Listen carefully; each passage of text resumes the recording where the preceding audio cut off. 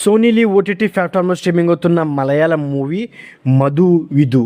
ఈ మూవీ సంబంధించిన తెలుగు ఆడియో కూడా అవైలబుల్గా అయితే ఉంది. సో ఈ మూవీ ఎలా ఉంది ఏంటని ఈ రివ్యూలో మనం మాట్లాడుకుందాం. ఫస్ట్ ఆఫ్ ఆల్ ఈ మూవీ గురించి సింపుల్గా చెప్పాల్సి వస్తే, చాలా కాలం తర్వాత ఒక మంచి ఫ్యామిలీ ఎంటర్టైన్మెంట్ ఈ మూవీలో చూశానన్న ఫీలింగ్ అయితే కలిగిందనమాట.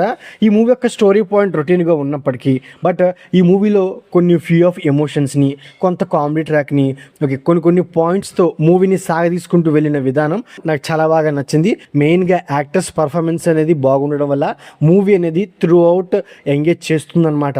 ఇక ఈ మూవీ యొక్క స్టోరీ గురించి సింపుల్గా చెప్పాల్సి వస్తే, ఈ మూవీలో హీరో అయిన షరఫ్ సో తన ఫ్యామిలీలో వాళ్ళ అమ్మ చనిపోయినప్పటి నుంచి తన ఫ్యామిలీకి ఒక నాగదోషం ఉందని, ఆ నాగదోషం వల్లే వాళ్ళ అమ్మ చనిపోయిందని చెప్పి హీరో బాబాయ్ కూడా ఎవరు పిల్లనివ్వరు అనమాట.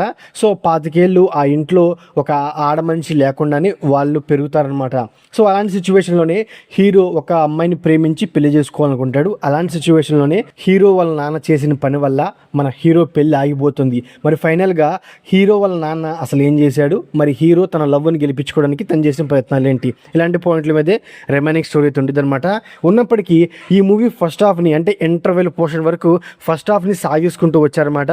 స్టార్టింగ్లో మన హీరో కుటుంబాన్ని ఇంట్రడక్షన్ చేయడం, మన హీరో యొక్క లవ్ ట్రాక్, అవన్నీ నాకు సోసోగా అనిపిస్తుంది.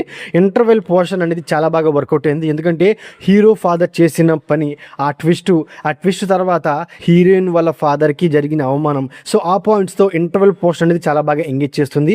దాని తర్వాత ఇంటర్వెల్లో ఇచ్చిన ట్విస్ట్కి ఆ పాయింట్తో సెకండ్ హాఫ్లో కామెడీ అనేది చాలా బాగా వర్కౌట్ అయింది.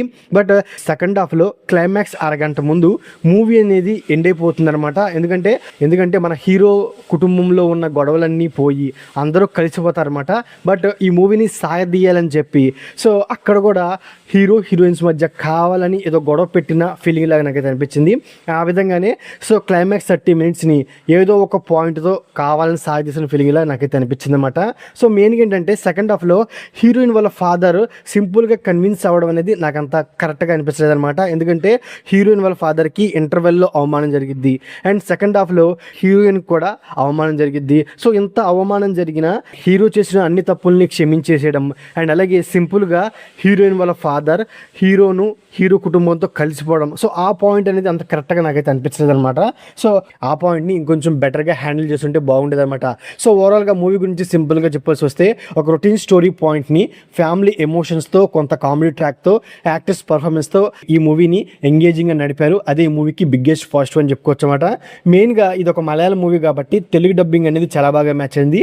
అంతేకాకుండా ఈ మూవీలో ఉన్న కొన్ని లవ్ సాంగ్స్ని మలయాళంలోనే వదిలేశారు, వాటిని తెలుగులో డబ్ చేయలేదు. సో దానివల్ల ఆ మలయాళం సాంగ్స్ అర్థం కాకపోయినా, బట్ అక్కడున్న ఆ ఎమోషన్కి మనం కనెక్ట్ అవుతాం అనమాట. అండ్ దీని తర్వాత ఈ మూవీ యొక్క సినిమాటోగ్రఫీ అండ్ అలాగే ప్రొడక్షన్ వాల్యూస్ నా పరంగా సోసోగా ఉన్నాయి. సో ఓవరాల్గా ఇదండి మధు విధు మూవీ రివ్యూ. నా రివ్యూ నచ్చేటట్టు ఈ వీడియోకి ఒక చిన్న లైక్, అలాగే మన ఛానల్ని సబ్స్క్రైబ్ చేసుకోండి. Okay, thank you all.